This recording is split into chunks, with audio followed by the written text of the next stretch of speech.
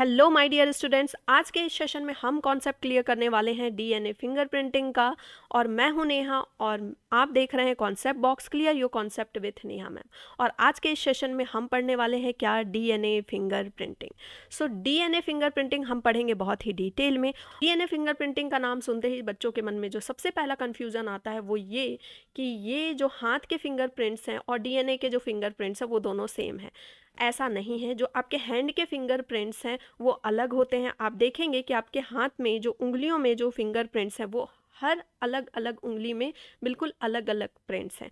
तो आपके फिंगरप्रिंट्स आप ही के दो उंगली से मैच नहीं करते, लेकिन जो डीएनए फिंगरप्रिंट्स होता है वो फादर मदर दोनों को मिला करके बच्चे में मैच करता है। तभी हम इससे पैटर्निटी मैटर्निटी साबित कर पाते हैं।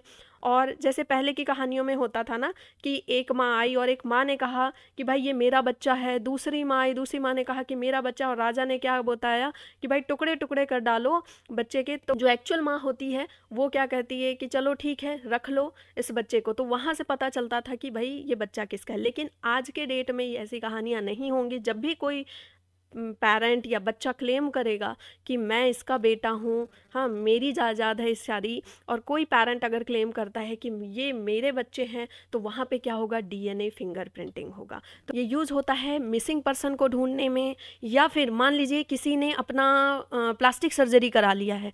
प्लास्टिक सर्जरी तो तुमने करा लिया, लेकिन क्या डीएनए की प्लास्टिक सर्जरी करा पाए? डीएनए की प्लास्टिक सर्जरी नहीं हो पाई, तो उसकी वजह से वो बंदा पकड़ाया जाएगा।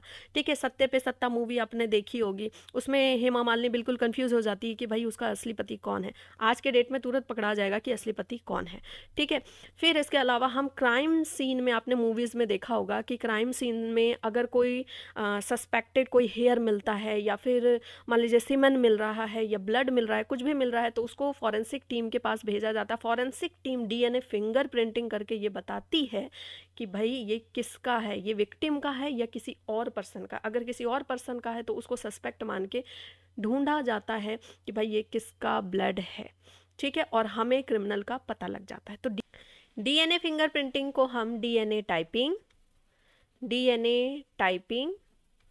एंड डीएनए प्रोफाइलिंग भी कहते हैं। एक्चुअल में यही इसका अप्रोप्रिएट नाम है। डीएनए प्रोफाइलिंग भी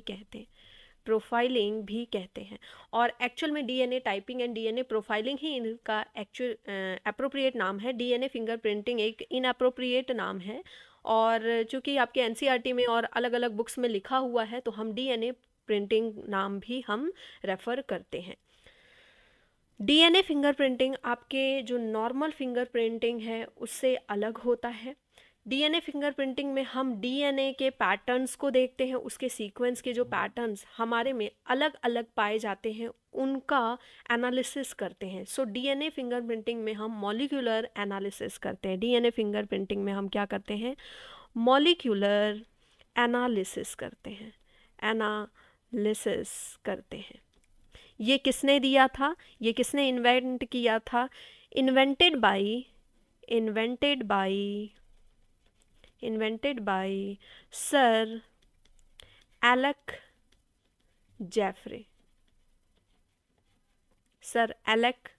जेफरे ने किया था इन 1977। आपको ईयर भी याद रखना है। स्टार्ट कब से यूज होना कब से स्टार्ट हुआ था? फर्स्ट यूज्ड इन 1983 में सबसे पहले यूज़ किया था। एक रेप केस में एक इंसान ने क्या किया था कि 2 लड़कियों के साथ रेप करके उनको मार दिया था, और फिर वो पकड़ा गया था with the help of DNA fingerprinting. Okay, DNA fingerprinting का बेसिस क्या है, किस बेसिस पे जो हमारे फॉरेंसिक टीम है वर्क करते हैं, इसका बेसिस क्या है और इसका प्रिंसिपल क्या है, यहाँ से क्वेश्चन आता है। What is the principle of DNA fingerprinting? So DNA fingerprinting का प्रिंसिपल है कि भाई हम 99.9% of DNA of same species, एक स्पीसीज का, सेम स्पीसीज, अलग अलग स्पीसीज का नहीं, याद रखिएगा, सेम स्पीसीज। जैसे होमोसेपियंस है उसके 99.9% डीएनए क्या होंगे, इज सिमिलर। वो क्या है, सिमिलर हैं। जितने भी हम इंडिविजुअल हैं होमोसेपियंस, उनकी आंखें एकदम एक जगह पे है ना। ऐसा तो नहीं है कि मेरी आंखें यहाँ पे है और आपकी आंखें, मतलब किसी की आंखें पैर पे है, किसी की आंखें हाथ में लगी हुई है, किसी की आंखें पीठ पे लगी हुई है, ऐसा तो है नहीं। या फिर मेरा मुंह अगर फेस पे लगा हुआ है यहाँ पे चिन के ऊपर, तो आपका भी मुंह यहीं पे है। सब हम होमोसेपियंस का मुंह एक ही जगह पे लगा हुआ है। ऐसा नहीं कि किसी का मुंह पेट पे लगा हुआ है, किसी का मुंह सिर पे लगा हुआ है, सिर से खा रहे हैं, पेट से डायरेक्ट मुंह में पेट के पास मुंह लगा हुआ है, डायरेक्ट उसमें डाल रहे हैं। ऐसा नहीं होता। हमारा पूरा का पूरा फीचर, हमारे पूरे के पूरे ऑर्गन सिस्टम इसी की वजह से एक जैसे हैं, एक जैसे बने हुए 99.9% की वजह से। सिर्फ और सिर्फ 0.1% हम एक दूसरे से, 0.1% ऑफ DNA इज़ डिफरेंट, और यही हमको बनाता है unique. It make us unique. हम एक दूसरे से अलग हैं, पेरेंट्स से अलग हैं, सबसे अलग हैं। ये हमको क्या बनाता है? यूनिक बनाता है। ठीक है, इसी की वजह से। अब ये 0.1% भी बहुत बड़ा नंबर होता है। इट इज़ 3.3 इंटू 10⁻⁶, इतना ज़्यादा होता है। ये भी क्या है? मिलियंस में है। ये भी जो बेस पेयर जो सीक्वेंस है वो मिलियंस में पाए जाते हैं। ओके, हमारे पास जो टोटल बेस सीक्वेंस होता है वो कितना होता है? 3.3 इंटू 10⁻⁹ होता है। तो अगर हम इसको 1000 से डिवाइड करें, 0.1% निकालना है, तो ये कितना आएगा? 3.3 इंटू 10⁻⁶ आएगा। ठीक है, तो यही हमको क्या बनाता है? यूनिक बनाता है। पूरा हमारे पास क्या है? ये DNA है 2 मीटर का। 2 मीटर का बच्चे DNA है, 2 मीटर का DNA है। इस DNA में हमने पढ़ा था कि कहीं कहीं पर कोडिंग सीक्वेंस होता है और कहीं कहीं पर नॉन कोडिंग सीक्वेंस होता है। ये जहाँ मैं वाइट मार्क कर रही हूँ, ये सभी क्या है? कोडिंग सीक्वेंस है, और ये कोड कर रहे हैं एक प्रोटीन के लिए। इससे आपका कोई ना कोई प्रोटीन बनेगा। आई कलर का बन सकता है, या फिर मान लीजिए हेयर का प्रोटीन बन सकता है, स्किन के लिए, स्किन टेक्सचर के लिए प्रोटीन बन सकता है। तो कोई ना कोई ये क्या है? कोडिंग सीक्वेंस है। ये क्या है? कोडिंग सीक्वेंस है। आपने पढ़ा था ना कि जब ट्रांसलेशन करते हैं हम, ट्रांसक्रिप्शन ट्रांसलेशन के टाइम पे एक्सॉन और इंट्रॉन्स होते हैं। तो एक्सॉन क्या होता है? हमारा कोडिंग सीक्वेंस होता है। एक्सॉन क्या होता है? हमारा कोडिंग सीक्वेंस होता है एक्सॉन। उस समय तो हम क्या करते हैं? इंट्रॉन को बिल्कुल उसकी कान मरोड़ मरोड़ के, स्प्लाइसिज़ोम बना बना करके, स्प्लाइसिंग करके काट देते हैं उसको। तो ये हमारा जो कोडिंग सीक्वेंस है, इसका क्या काम है? ये तो हमें पता है। कोडिंग सीक्वेंस का काम तो हमें पता है कि इस कोडिंग सीक्वेंस से हम क्या बना रहे हैं? प्रोटीन बना रहे हैं अलग अलग। लेकिन इस बीच बीच में, इसके बीच बीच में क्या है? इंट्रॉन्स हैं। इसके बीच बीच में क्या है? इंट्रॉन्स हैं, जिसको हम जंक DNA भी बोलते हैं, जंक DNA भी बोलते हैं। और हम इसको सैटेलाइट DNA भी बोलते हैं, सैटेलाइट DNA भी बोलते हैं, जंक DNA भी बोलते हैं, सैटेलाइट DNA भी बोलते हैं। अब ये जो सैटेलाइट DNA है आपका, इसमें बहुत सारे टैंडम रिपीट्स पाए जाते हैं। कैसे हम अलग हैं? इसमें चूँकि अलग अलग रिपीट्स पाए जाते हैं। मान लीजिए मेरे अंदर एक रिपीट पाया जा रहा है, इस जगह पे एक रिपीट पाया जा रहा है, AGCA, AGCA, AGCA बार बार पाया जा रहा है। और वहीं दूसरे का अगर लिया जाता है तो उसमें क्या पाया जा रहा है? GCT, इस तरह का सीक्वेंस पाया जा रहा है। फिर तीसरे का देख रहे हैं तो उसमें कुछ अलग पाया जा रहा है, ATCG, इस तरह का सीक्वेंस पाया जा रहा है, बार बार बार बार बार बार पाया जा रहा है। अब मान लीजिए कि AGCA मेरा है टैंडम रिपीट, और किसी और का भी सैटेलाइट DNA में AGCA लिखा हुआ है, AGCA है, लेकिन वहाँ पे वो डिफ़र कर जाएगा, वहाँ पे वो डिफ़र कर जाएगा नंबर में। अगर AGCA मेरे पास, मेरे में बार बार अगर 55 बार आ रहा है, तो उसके में हो सकता है कि वो 1000 बार आए, 1000 बार आए। ठीक है, तो ये कितने भी बार आ सकता है। ओके, तो ऑन द बेसिस ऑफ, हाँ एक और बात कि जब हम इसकी ये करवाते हैं ना सेंट्रीफ्यूगेशन, डेंसिटी सेंट्रीफ्यूगेशन करवाते हैं, हमारे पूरे DNA की डेंसिटी सेंट्रीफ्यूगेशन कराते हैं। सेंट्रीफ्यूग, पूरा DNA ले लिया, अब उसको सेंट्रीफ्यूग कराया, तो इस तरह से पीक मिलती है। तो एक हाई पीक मिलती है और एक लो पीक मिलती है। तो जो हाई पीक होती है वो बल्क DNA की होती है।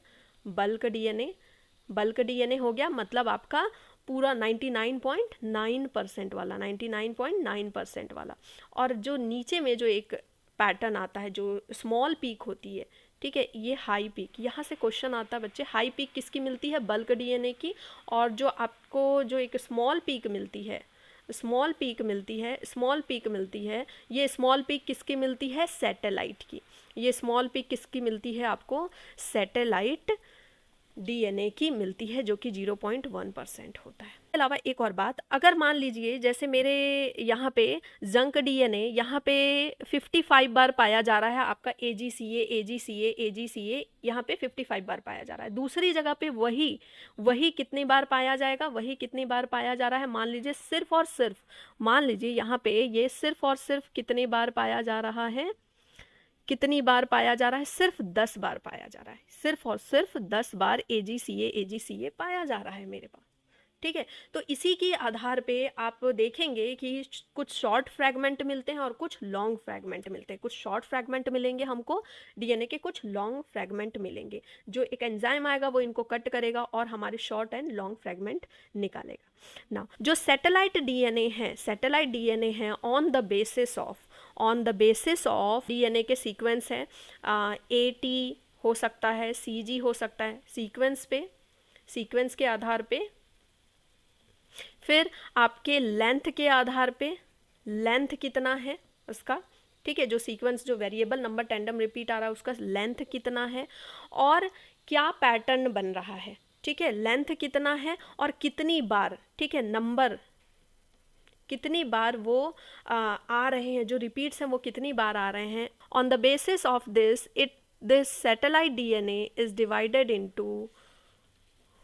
इज क्लासिफाइड इनटू 2 टाइप्स, एक होता है आपका मिनी सैटेलाइट और एक होता है micro satellite, mini satellite and micro satellite. ठीक है, तो सबसे पहले क्या है भाई, हमारे पास पूरा डीएनए है बड़ा सा, ये पूरा का पूरा डीएनए हम पढ़ने नहीं जाएंगे। मान लीजिए किसी की पैटर्निटी पता करनी है या फिर क्राइम सीन से मिला हुआ हमको सस्पेक्ट का पता करना है, तो पूरा का पूरा डीएनए पढ़ेंगे तो ज़िंदगी बीत जाएगी। तो हम उसमें से सिर्फ सैटेलाइट डीएनए चुनते हैं, और सैटेलाइट डीएनए में से भी हम सिर्फ मिनी सैटेलाइट डीएनए चुनते हैं, क्योंकि यही वर्क करता है as a VNTR, variable number tandem repeat की तरह वर्क करता है, और ये तो क्या है आपका स्मॉल टेंडम रिपीट की तरह वर्क करता है। क्योंकि जो मिनी सैटेलाइट हैं इसमें जो आपके बेसिस जो आते हैं ये 15 से 50 बेस सीक्वेंस, ठीक है, 15 से 50 बेस सीक्वेंस बनता है, और ये कितनी बार रिपीट हो जाता है, कितनी बार रिपीट हो सकता है, हजारों बार, ठीक है, 100 to 1000 टाइम्स ये रिपीट हो सकता है। तो एक बड़े लेंथ वाला आपका क्या बन रहा है, एक बड़े लेंथ वाला पूरा का पूरा आपका डीएनए का फ्रेगमेंट बन रहा है। जैसे मान लीजिए 15 बेस सीक्वेंस मैंने बोला, 15 से 50 बोला, हर बुक में अलग अलग लिखा हुआ, मान लीजिए मैं 15 बोल रही हूँ तो 15 ATGC, फिर CTAGCTGGAT,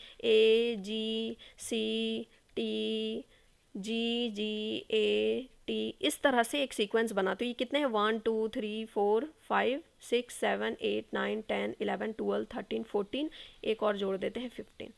तो ये वाला जो पैटर्न है वो आपका रिपीट होते जाएगा, ये वाला जो पैटर्न है वो आपका रिपीट होते जाएगा, 100 बार रिपीट होगा, हजारों बार रिपीट होगा, मतलब 100 बार हो सकता है, 200 बार हो सकता है, कहीं पे 400 बार रिपीट हो सकता है।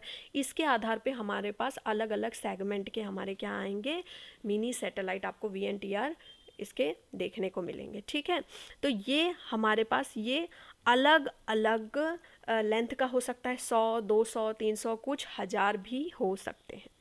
नाउ माइक्रो सैटेलाइट की अगर हम बात करें तो माइक्रो सैटेलाइट को स्मॉल टेंडम रिपीट बोलते हैं। क्यों बोलते हैं, क्योंकि इसमें यूज होता है लेस देन 10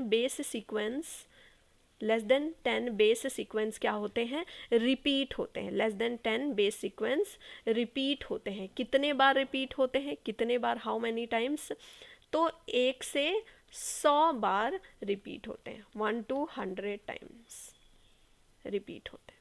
ठीक है,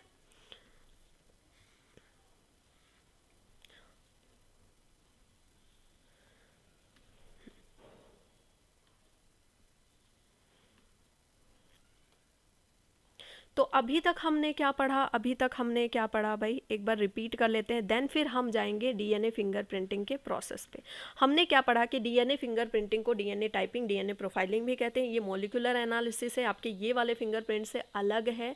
डीएनए फिंगरप्रिंटिंग दो जो जुड़वा बच्चे हैं, जो मोनोजाइगोटिक जो जुड़वा बच्चे हैं, उनका सेम होता है, तो उनके केस में फिर ये जो आपके हैंड की जो फिंगरप्रिंट्स हैं उनका यूज़ किया जाता है उनको आइडेंटिफाई करने के लिए। अगर जो दो जुड़वा बच्चे हैं उन्होंने अगर मर्डर किया है, मान लीजिए उसमें से किसी एक ने मर्डर किया है, तो वहाँ पे उनका फिंगरप्रिंट फिर दूसरे तरीके से किया जाएगा, क्योंकि डीएनए फिंगरप्रिंटिंग उनका मैच कर जाता है। मे बी कहीं कुछ % रह जाता हो अलग, लेकिन मोस्ट ऑफ द टाइम उनके, और स्पेशली मोनोजाइगोटिक वाले के तो मैच करते ही हैं। So DNA fingerprinting molecular analysis है। एंड ये सबसे पहले किसने इन्वेंट किया था? Invented by sir Alec Jeffreys in 1977 में। सबसे पहले यूज़ कब किया गया था? 1983 में यूज़ किया गया था। इसका प्रिंसिपल क्या है कि हम 99.9% डीएनए जो है सेम स्पीसीज़ का सिमिलर होता है, हम बिल्कुल एक जैसे हैं, है ना। तो भाईचारा बढ़ाइए थोड़ा। 0.1% ही हमारा जो डीएनए है वो अलग है, और ये 0.1% भी कितना है? 3.3 इंटू 10⁻⁶ है। और पूरा का पूरा अगर हम डीएनए लेते हैं तो उसमें जो स्मॉल पीक अगर आती है, तो स्मॉल पीक किसकी आएगी? 0.1% सैटेलाइट डीएनए की आएगी। अब ये जो सैटेलाइट डीएनए 0.1% जो डिफरेंट है, उसको हम क्या बोलते हैं? सैटेलाइट डीएनए बोलते हैं। सैटेलाइट डीएनए में बहुत सारे टेंडम रिपीट्स देखने को हमको मिलते हैं, जो कि किसी भी प्रोटीन के लिए कोड नहीं करते हैं। तो पहले तो हमको इसके बारे में पता नहीं था, हम सोचते थे कि ये बेकार है, ये सारे सीक्वेंस जो हैं ये बेकार हैं, फालतू के पड़े हुए हैं। फिर बाद में भाई एलेक जेफरे साइंटिस्ट की वजह से हमको ये पता चला कि इनका भी यूज़ किया जा सकता, और इन्हीं की वजह से हम अलग हैं। तो satellite DNA on the basis of the sequence की 80 टाइप का है, CG टाइप का है, या और लेंथ के सीक्वेंस पे कि कितना बड़ा लेंथ है और जो सीक्वेंस है कितनी बार आ रहे हैं, इसके बेसिस पे दो तरह के होते हैं, mini satellite and micro satellite. Mini satellite को हम VNTR बोलते हैं, ठीक है। VNTR क्यों बोलते हैं? वेरिएबल नंबर टेंडम रिपीट, क्योंकि यहाँ पे बहुत वेरिएबल नंबर बार बार रिपीट हो रहे हैं, बार बार रिपीट कर रहे हैं। अब हम इस VNTR को फिर हम यूज़ करेंगे, इसी VNTR को हम यूज़ करने वाले हैं यूज इन डीएनए फिंगरप्रिंटिंग, ठीक है। पूरे के पूरे डीएनए में से हमने सैटेलाइट डीएनए को चुना, सैटेलाइट डीएनए में से भी हमने मिनी सैटेलाइट को चुना है, किसके लिए? यूज़ फॉर डीएनए टाइपिंग, ठीक है, या डीएनए फिंगरप्रिंटिंग आप बोल सकते हैं।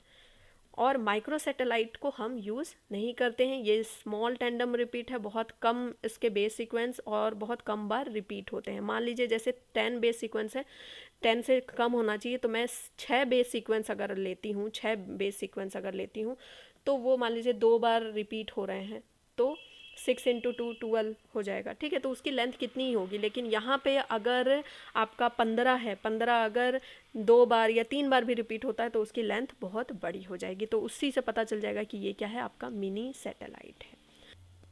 Steps of DNA fingerprinting. सबसे पहले हम करेंगे डीएनए का आइसोलेशन। सबसे पहले हम क्या करेंगे? डीएनए का आइसोलेशन। मान लीजिए क्राइम सीन में एक पप्पू नाम का लड़का है, इसने क्या किया है कि हथौड़े से अपने दुश्मन का, किसी का सिर फोड़ दिया, ठीक है।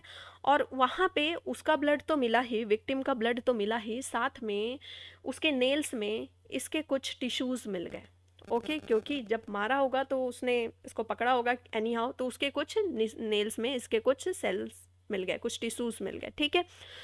तो भाई क्राइम सीन में हम डीएनए आइसोलेट करें। क्राइम सीन हम गए, क्राइम सीन में हमको टिश्यू मिल सकता है, हेयर मिल सकता है, ब्लड मिल सकता है, सीमेन मिल सकता है, सलाइवा मिल सकता है, यूरिन मिल सकता है। तो ये सारे सैंपल डीएनए फिंगरप्रिंटिंग में यूज़ किए जाते हैं। तो वहाँ से हमको क्या मिला? इस बार टिश्यू मिला है। फिर उसके बाद हमको जो टिश्यू मिला बहुत कम मिला है, तो उससे हमको डीएनए बहुत कम मिला है। तो इससे हम डीएनए का एम्प्लीफिकेशन करेंगे, डीएनए को मल्टीप्लाई करेंगे पीसीआर टेक्निक के थ्रू। पीसीआर टेक्निक करेंगे। पीसीआर टेक्निक पे अलग से मैं वीडियो बनाऊंगी, बहुत ही छोटा सा प्रोसेस होता है वो। तो पीसीआर टेक्निक के थ्रू हम डीएनए को एम्प्लीफाई करेंगे, फिर हम डीएनए के फ्रेगमेंटेशन करेंगे। अब डीएनए तो हमको पूरा लंबा डीएनए मिलेगा ना, हर सेल में डीएनए होता है, हर सेल में डीएनए होता है। तो इसको आप अल्टर भी नहीं कर सकते। फिंगरप्रिंट्स को आप प्लास्टिक सर्जरी वगैरह करा के अल्टर कर सकते हैं, ठीक है, लेकिन डीएनए फिंगरप्रिंटिंग को आप अलग, फिंगरप्रिंट्स को आप अलग नहीं कर सकते क्योंकि मॉलिक्यूलर बेसिस पे होता है।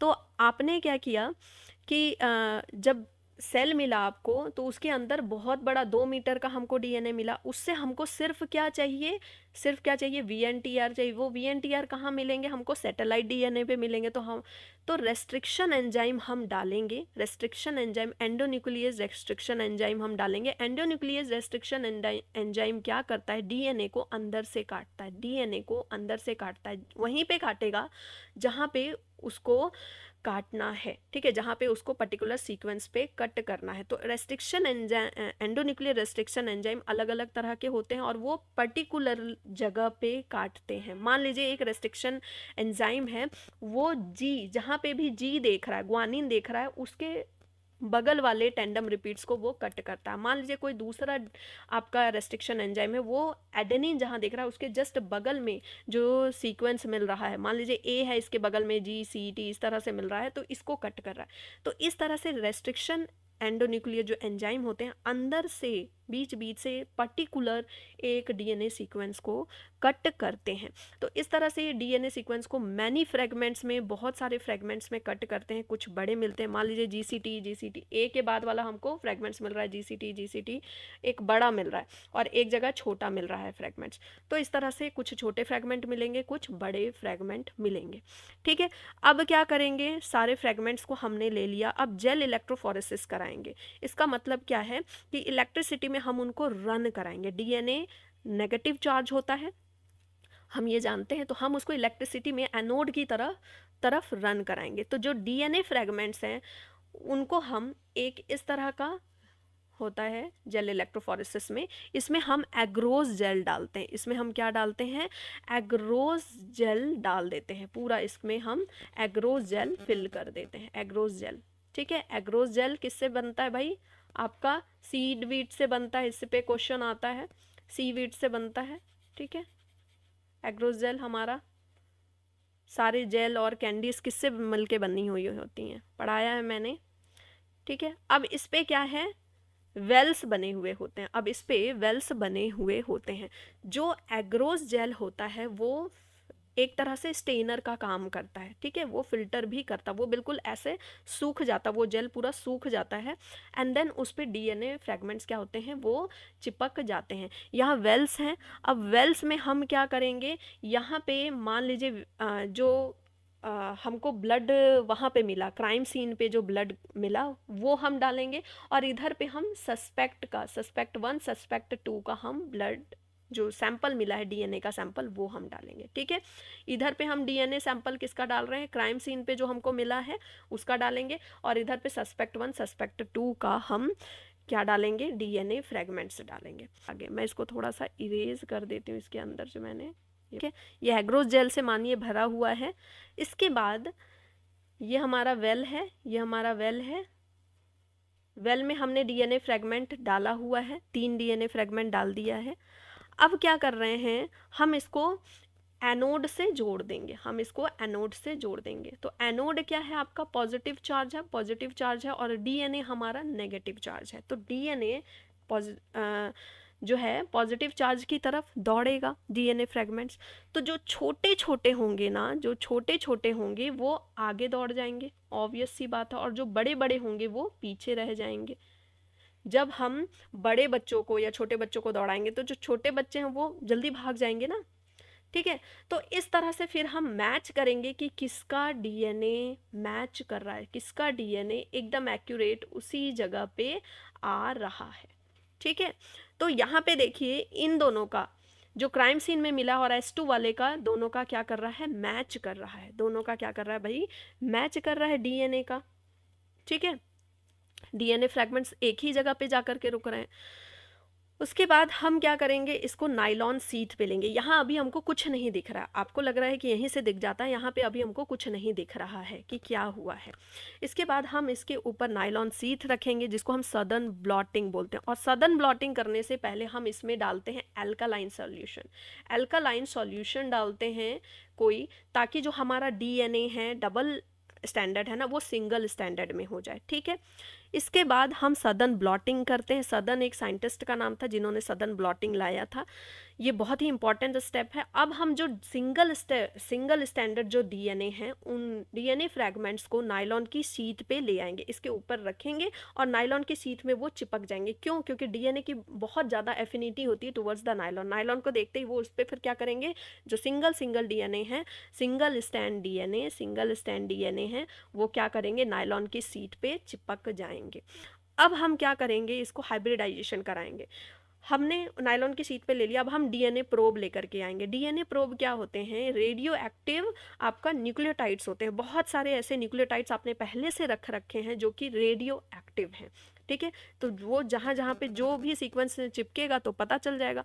आप उन रेडियो एक्टिव सीक्वेंस को लेकर के क्या किया, उस पर छीट दिया, उस पर क्या किया आपने, छीट दिया। तो जैसे ही आपने छीटा तो जो जिसके एंटी पैरेलल होगा, मान लीजिए यहाँ पे ए टी लिखा है, तो यहाँ पे क्या हो जाएगा भाई, टी ए सीक्वेंस आपने छीटा तो टी ए सीक्वेंस जो है इसके साथ जा करके अटैच हो गया। मान लीजिए आपने GAC आपके उसमें है, ठीक है, नायलॉन शीट वाले में, तो इसके एंटी पैरेलल जो प्रोब जो होगा, अगर इससे मैच करता हुआ प्रोब है जैसे CTG, तो वो जा करके इसके साथ क्या बना देगा, डबल स्टैंडर्ड डीएनए बना देगा। और वो जा करके, वो चूँकि चमकता हुआ है और ये इससे जा करके चिपक जाएगा, तो आपको ईजिली यहाँ पे देखने को मिल जाएगा पैटर्न, ठीक है। तो इसके बाद हम क्या कर रहे हैं, डीएनए प्रोब को रेडियो एक्टिव कर रहे हैं एंड देन फिर उस पर छीट देते हैं एंड देन जो न्यूक्लियोटाइड्स है, आपको थोड़ी पता है कि उसमें क्या बेस सीक्वेंस है, तो आपने बस अंधाधुन लिया और उसको उस पर छीट दिया। तो जो पेयर कर जाते हैं वो दिखने लगते हैं और बाकी को हम फिर क्या करते हैं, वॉश ऑफ कर देते हैं, फिर वॉश कर देते हैं एंड देन फिर हम एक्सरे लाइट के अंदर उसको देखते हैं, तो हमको वो बहुत अच्छे से पैटर्न दिखाई देते हैं। और पैटर्न से फिर पता चल जाता है, इन दोनों में अगर सेम पैटर्न देखने को मिल रहा है स्मॉल एंड लार्जर फ्रैगमेंट का, तो हमको पता चल जाता है कि कौन विक्टिम है, कौन सस्पेक्ट है, ठीक है, या फिर कोई मिसिंग पर्सन है, या फिर जो दो पेरेंट है, तो फिर हमको पता चल जाता। अब हम देखते हैं, मान लीजिए ये तो क्राइम सीन वाला देखा, अब मान लीजिए कि दो पेरेंट हैं, ठीक है, उनकी पैटर्निटी पता करनी है, या फिर कोई एक बच्चा है जो बोल रहा है कि मैं इन्हीं का बच्चा हूँ, और वो जो पेरेंट हैं वो मान नहीं रहे। कहीं बच्चा खो गया होगा, मेले में खो गया होगा, बड़ा होकर के आया, वो तो अपने माँ बाप को पहचान रहा है क्योंकि माँ बाप तो वैसे ही दिख रहे हैं, बच्चा बिल्कुल बदल गया है चेहरे से, तो कैसे पता लगेगा।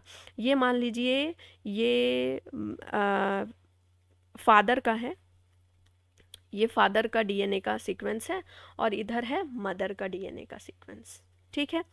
फादर का डीएनए का सीक्वेंस जो है इस तरह से है, ओके, और इधर पे क्या है, मदर के डीएनए का सीक्वेंस है, ऐसे करके।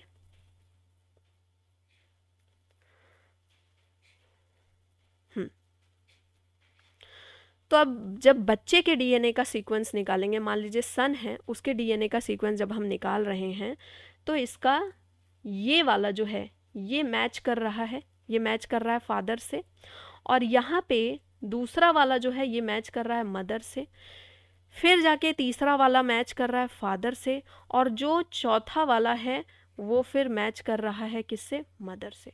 तो इस तरह से हम पता कर पाते हैं, क्योंकि सन जो है वो फादर मदर दोनों का मिक्स है ना, उसमें दोनों के डीएनए आएंगे, तो इसमें फादर और मदर दोनों के सीक्वेंस देखने को मिलते हैं। तो इस तरह से हम पता कर पाते हैं कि भाई कैसे पैटर्निटी और मैटर्निटी पता चलती है। इसके अलावा हाँ, ये किस में यूज़ होता है, मान लीजिए आपका कोई सेल है, वो सेल का जीन म्यूटेटेड हो गया, वो सेल का जीन क्या हो गया, म्यूटेट कर गया है, ठीक है। और जब हम डॉक्टर के पास जाते हैं और उनको लग रहा है कि कोई जेनेटिक डिजीज़ है, तो जो सेल की जांच की जा रही है, तो डीएनए में पता चल रहा है कि डीएनए में क्या आ गया, म्यूटेशन आ गया है, ठीक है। तो इस तरह से जेनेटिक डिजीज़ में हेल्प करता है।